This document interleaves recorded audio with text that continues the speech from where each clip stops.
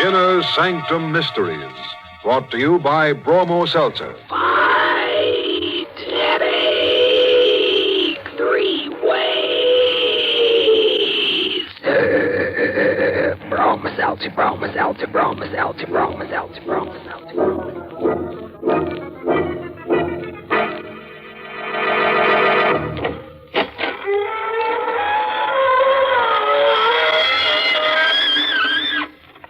Good evening, friends of the Inner Sanctum. This is your host, inviting you through the gory portals of the squeaking door for another soiree with some super-duper supernatural personality. And if you've never met a super-duper supernatural personality, aren't you the lucky one? Because they're devitalized people, usually somewhat dead, with transparent complexions and morbid imaginations. Would you like to become one? You won't have to worry about the high cost of living. And you'll never have to worry about dying, because once you're dead, that little matter will take care of itself. But, why don't I become one? I've got news for you. I am.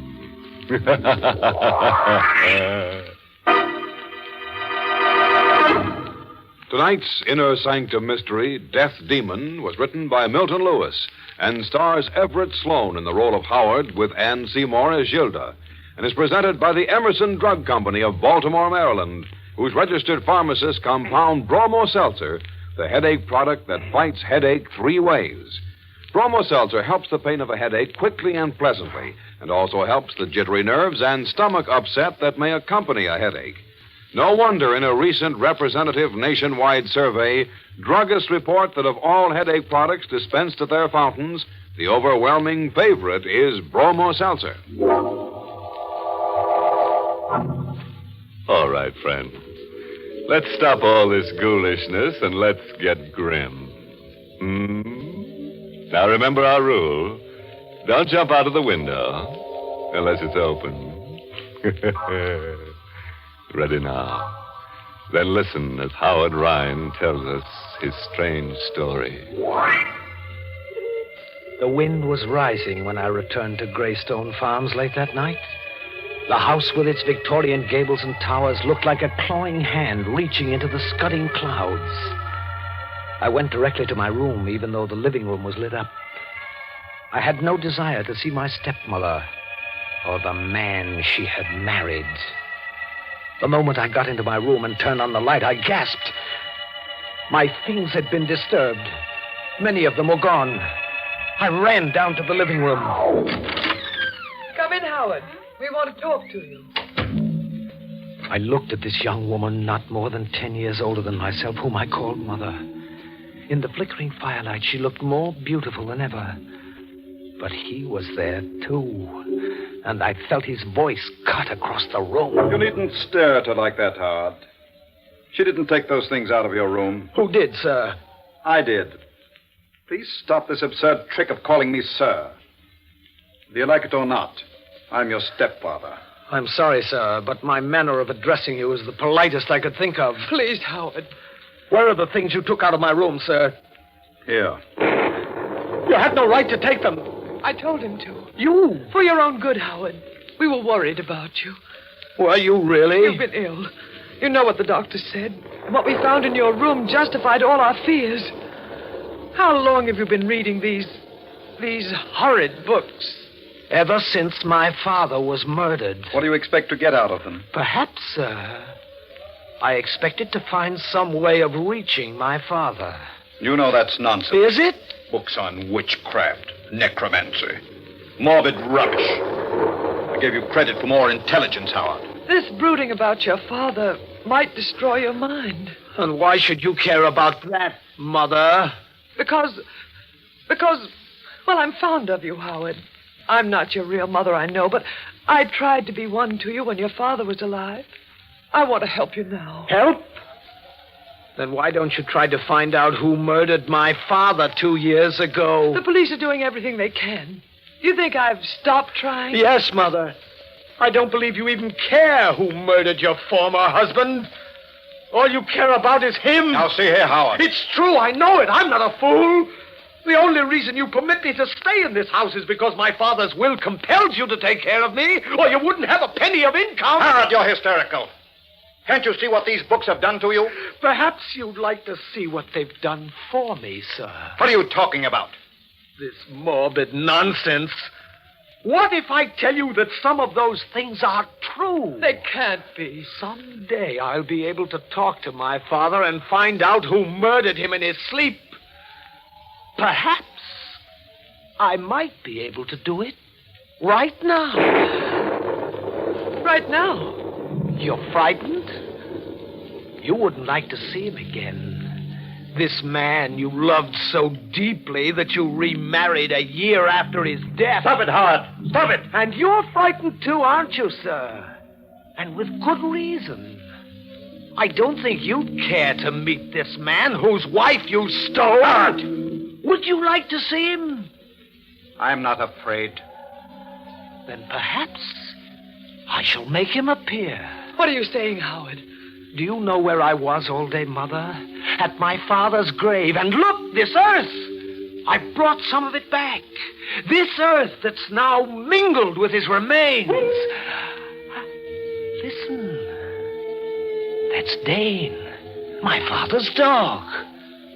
Animals know when the dead are near. This time it will work, I'm sure. The signs are right. What are you going to do? Throw this earth into the fire and follow an ancient ritual to set loose the chained spirits of the dead. There! Howard! Did you see how the flames leap up, Mother? The lightning struck that tree and knocked a branch through the window. You're wrong. It's my father. Father! Where are you? Father!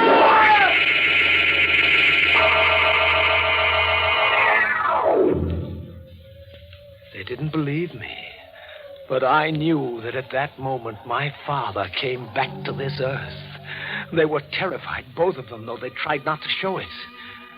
That night I went to my room, listened to the storm howl itself out.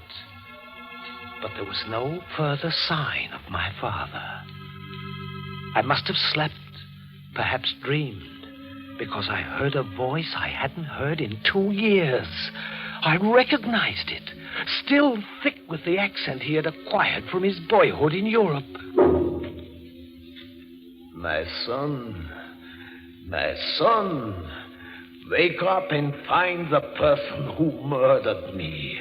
Wake up, my son, wake up.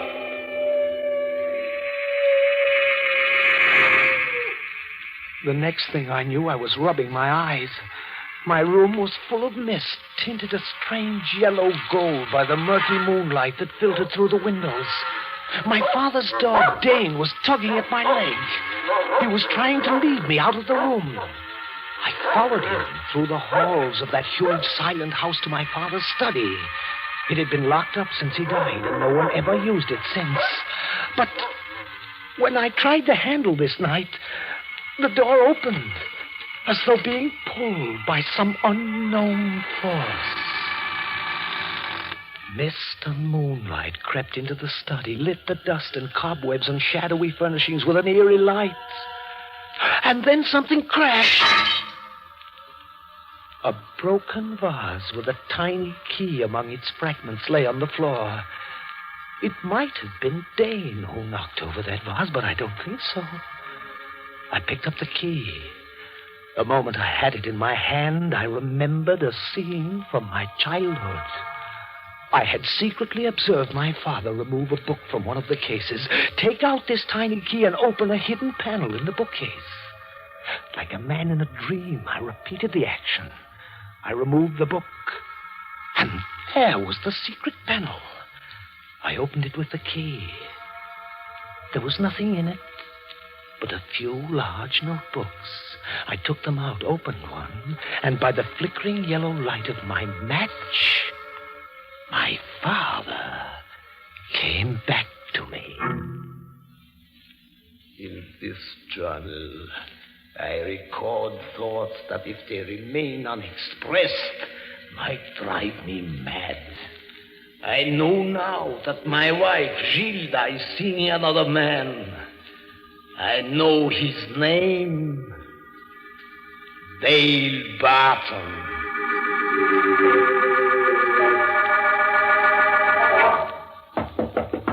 Howard! Howard, open the door. Please. What do you want, Mother? Just to see you. I've been worried about you. Really? Why? You've been locked in this room for the last 2 days. Here, I have brought you some food. Thank you. Where is your husband? He had to drive to town. Howard, you can't go on like this. You love him very much, don't you? I wouldn't have married him if I didn't. You love him more than you loved my father? Please, there's no point in discussing this. Your father's dead, and that's all past. Not quite dead. In fact, he's very close to us at this moment. Close? Yes. So close that he can reach out and touch you. Howard, let go of my hand. You don't believe me, Mother. This is all nonsense. Is it? What would you do if I told you that my father is holding your hand this very minute? What would you do if I told you that he has taken possession of my body? Howard, you're ill. You don't know what you're saying. Did you know Dale Barton before my father was murdered? No, I only met him after your father died. You lie. That's his voice. You had been seeing Dale Barton for months. I know. I followed you. No. I talked to you about it the day before I died. You swore he meant nothing to you. Let go of me. Let go. Did you kill me? No. Answer me. Did you murder me? You once said you hated me. Let go of me, please. You said you loved me even on the day I was murdered. You're hurting me. Did you murder me? Was it because of him? Tell me. Help me. He's going to murder me. Help me, someone. Here, you crazy fool. What's going on here? Dale, help me. He wants to kill me. Howard, let go of her. No, she's mine. No. Dale. Oh, Dale. Come, Gilda. I'll take you out of here. He led her out of the room while I lay on the floor. Had she murdered my father? Had he? I knew at last I had the means of finding out. There were thick vines outside my window, and late that night, as I had often done when I was a boy, I carefully, quietly climbed down them, stopping at a point outside their window. I clung to the wall like a bat, and I heard them talking. Did you hear his voice? You don't actually believe. I don't know what to believe. He looks so much like his father. When he seized me, he spoke to me. It was his father. Gilda, you're being foolish about this. Am I? On the day William was murdered, Howard was away at college. How could he have known what we talked about? And he did know. That boy seemed to know every word. That boy, or is he his father? Gilda, do you know what you're saying? Yes. This isn't an ordinary thing. There's nothing you can do about it. Oh, yes, there is. I climbed back to my room to think. I dared not go to sleep because I knew my father had been murdered in his sleep. And if they had murdered him, they'd certainly have an excellent reason to kill me. I thought of running away, but then I would never find out.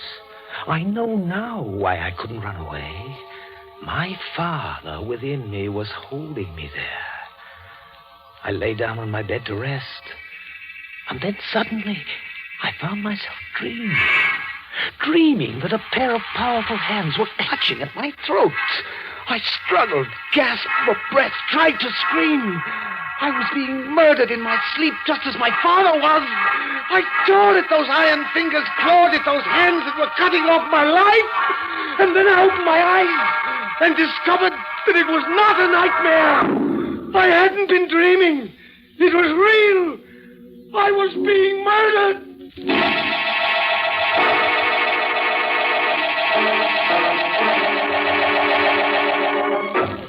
You You are listening to Inner Sanctum, brought to you by... Bromus, Altum, Bromus, Altum, Bromus, Altum, Bromus, Altum, Bromus, Altum, Bromus, Right now, after all the excitement of the 4th of July, I'll bet lots of people have holiday headaches. If you're one of those unhappy folks, I'll tell you how to get fast headache help. Just take a sparkling, refreshing glass of Bromo Seltzer. You'll find that Bromo Seltzer fights headache 3 ways fast. First, Bromo Seltzer helps the pain of a headache and does it quickly and pleasantly. Second, Bromo Seltzer helps calm, jumpy, jangled nerves. Third, Bromo Seltzer helps soothe an upset stomach. And since stomach upset and jittery nerves may team up with an ordinary headache, it makes a lot of sense to insist on Bromo Seltzer, the headache help that's famous for fighting headache 3 ways. Bromo Seltzer is a favorite help all year round because it's so refreshing and pleasant tasting. Ask at your druggist's fountain or counter for speedy, economical... Bromus, Altum, Bromus, Altum, Bromus, Altum, Bromus, Altum, Bromus, Altum, Bromus, Altum.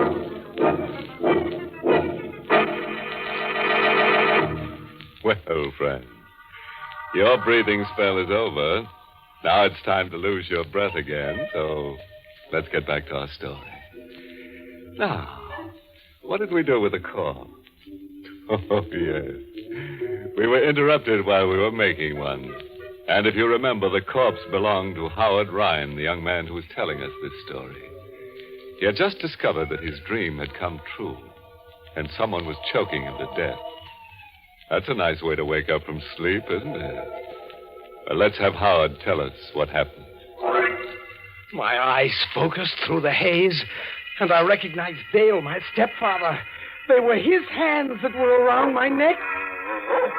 Suddenly I heard Dale bark, and the door flew open, and like a writhing cannon shell, the dog flew through the air at the throat of my stepfather. A moment later, I felt his hands release me as he shouted... Stop him! Go on, Howard! Just kill me! I'll take you! For a moment, I did nothing. I knew I wanted him to die, but I still wasn't sure if he had killed my father. I suppose I was a fool, but I yelled, Dane, stop it! Down, Dane, down! Here, Dane, come here. Howard, who opened the door? I want to get out of here. Not yet. Why? Are you going to turn that dog loose on me again? Perhaps. You want to kill me? You tried to kill me. Kill you if you lost your mind completely. I woke up with your hands around my throat. You're insane. I was trying to pick you up from the floor. You're lying! I'm not! I heard you moaning and screaming, and I came up to see what was wrong. I found you on the floor. You were having a nightmare. Was I? Of course. Why should I want to kill you? Because I may find out how you murdered my father.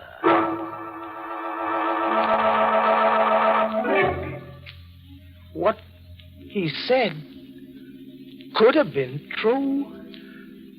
I had had little sleep for a long time, and his attack on me could have been a nightmare. I could never be certain. But to protect myself, I kept a gun with me at all times. I read and reread the journals of my father, which I had found. More and more often, it was his voice that came out of my mouth, his thoughts that filled my mind. And then came the night when I found out the truth. Good evening, Howard. What are you doing in my room, sir? I came to have a talk with you. Dane! Dane! There's no use calling for your dog. You'll never see him again. What did you do with him? What should have been done long ago. What have you got there? A knife. And it's quite sharp. Quite suited to the purpose I intend it for. You came to kill me. Did my mother put you up to this? No. As a matter of fact, your stepmother is in town right now. We two are quite alone. I see. You've always hated me, haven't you, Howard? Yes, sir. I suppose you can't help it. Your stepmother's a very beautiful woman. She has nothing to do with us. Makes very little difference. Fact of the matter is that you become dangerously psychopathic. I want you to know that I've taken steps to have you confined. Oh, so that's the game, sir. You're going to kill me and tell the authorities you were protecting yourself from a homicidal maniac. I'm glad you're aware of your disadvantages. But you're not aware of yours. A gun. Did you murder my father? What are you going to do? Did you kill me? Who's speaking? Answer me. Did you murder me? Who are you? What are you? Answer me. Yes, I'll answer you. I'll kill you. Don't. Speak before you die. Did you murder me in my sleep? I have got to know now. Murder you? Did you? Did you? But he never spoke again. My father, using my body, had murdered him. Howard, have you seen Dale? Yes, Mother. Where is he? Come in. He's in here. Howard, you murdered him. Yes, when he tried to throw that knife at me, you see, he still has it in his hand. Howard. Don't try to get away. Let me out of here. No, Mother. And don't call me Mother. You're no son of mine. You're a murderer. Yes, Mother, but less of a murderer than you are. At least I killed in self-defense. Not when my victim was asleep, helpless, and unaware of danger. Let me out of here. No, you're going to stay. Oh. Yes, this gun. The same gun I used to murder your husband. Oh. Stay just where you are. Why? Because I want you to see this man who succeeded my father. This creature whom you love. Look at him there, Mother. Twisted grotesquely into the whining coward he proved himself to be in death. Look at him. This is the man you gave up my father for. This is the man you committed murder for. Let me go. No, look. This is the man who used his last breath to betray you. Betray me? Yes. How? He said that you killed my father. I? Yes. It's a lie. Is it, Gilda? William. Is it? Yes, I didn't murder you. I mean to know the truth. Do not think this is some trick played by my son. I am William. I know things which only you and I in all the world know. Stop it. Tell me the truth. Don't point that gun at me. Your only chance is to tell me the truth. Will you let me live? It will depend on what you tell me. Then why should I tell you? Because I am your husband, who once loved and trusted you, Gilda. Tell me. Tell me now, or you will die. Very well. I did it. I committed the murder. That's what you wanted to hear, isn't it? That's what you wanted me to tell you, isn't it? It is what I wanted to know. What are you going to do? What do you think I should do? Let me live. I've loved you. I've always loved you. It wasn't my fault. He put me up to it. Now that he's dead, I realize what I've done. Do you? Yes. Let me live. Let me live. Perhaps I shall, Mother. Howard. Oh, you understand, don't you? It's just as it happened with you and your father. So it happened with Dale and myself. You won't do anything to me, will you? I'm not your real mother, I know, but I have loved you, Howard. You know I've loved you. And I still love you. Tell me one thing. Was he as guilty as you? Yes. Yes, it was really all his fault. Then come with me, Gilda. We're going to the police.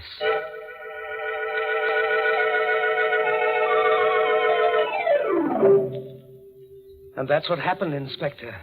She finally confessed. And I brought her here. Have you anything to say, ma'am? Yes, Inspector. Well? Everything I told my stepson, every word of my confession was a lie. Mother! This boy's insane. He's been out of his mind ever since his father was murdered. I only made that confession to humor him and save my life. And I can prove what I say. More than one doctor has found him unbalanced. I believe you, ma'am. Inspector, you can't. This woman murdered my father. She told me. We know who murdered your father, son. It was not this woman. We picked up a man yesterday. He confessed, gave us all the details. They all checked with the evidence. His name is Ralph Stone, criminal with a long record. And he murdered your father for money. Then it wasn't my mother. No, it wasn't your stepmother, no. But it was her husband, Dale Burton. We learned that he hired this Ralph Stone to commit the murder. Then I was right. My father knew what he was doing when he made me pull that trigger. I wonder, son. Because you're under arrest for murder.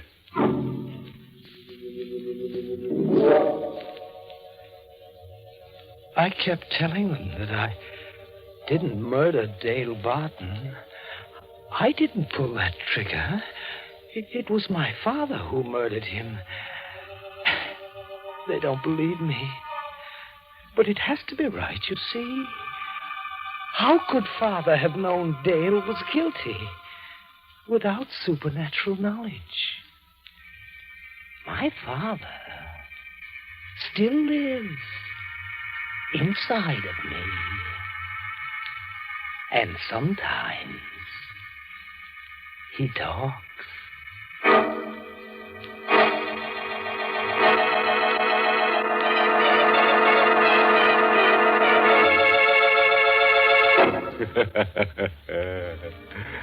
Well, friend, there's nothing wrong with little old Howard.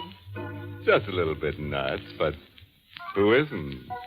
And how'd you like someone to possess you someday?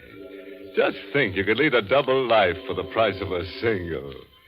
In fact, you may be able to save money because, as everybody knows, two can live cheaper than one.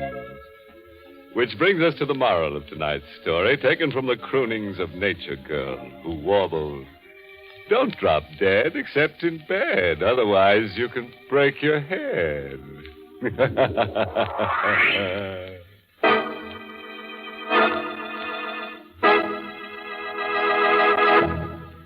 It's common knowledge, I suppose, that jittery nerves can help to cause a miserable headache. And it's almost as well known, I think, that Bromo Seltzer can help a headache in short order, even when that headache is accompanied by jangled nerves or stomach upset. Because Bromo Seltzer not only helps the headache, but helps calm the jumpy nerves and stomach upset at the same time. The makers of Bromo Seltzer have just received a letter from Mrs. Helen A. Haas of Mount Vernon, New York, in which she said, I've used Bromo Seltzer many times. As director of a children's dramatic school, many times jumpy nerves bring on a headache. But thanks to your fine product, a headache no longer creates a problem. Thank you, Mrs. Helen Haas. You pointed out once again what millions of smart men and women know. Bromo Seltzer fights a headache quickly and helps calm jumpy nerves, too. What's more, it's so pleasant tasting, it's actually refreshing. Caution, use only as directed. If headaches persist or recur, see your doctor. But for ordinary headaches... Fight headache 3 ways. Bromo Seltzer, Bromo Seltzer, Bromo Seltzer, Bromo Seltzer, Bromo Seltzer.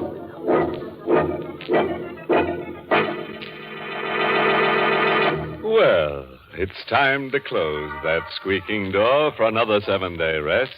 Until next week at this time, when Bromo Seltzer brings you another Inner Sanctum mystery, directed by Hyman Brown. Oh, by the way, this month's Inner Sanctum mystery novel is Report for a Corpse by Henry Kane. Next week's tale is titled Death is a Magician. A guy loses his girl, loses his mind, and meets a magician named Marco.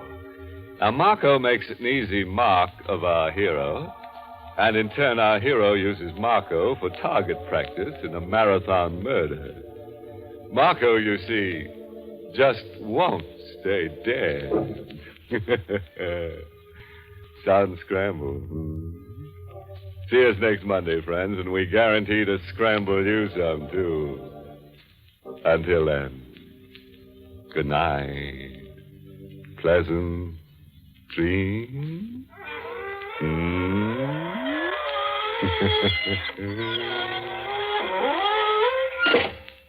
This is Dwight Weist inviting you to tune in again next Monday at this same time to Inner Sanctum, which is brought to you for your entertainment every Monday right through the summer by...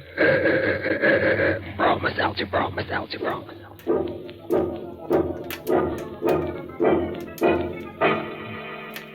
This is CBS, where 99...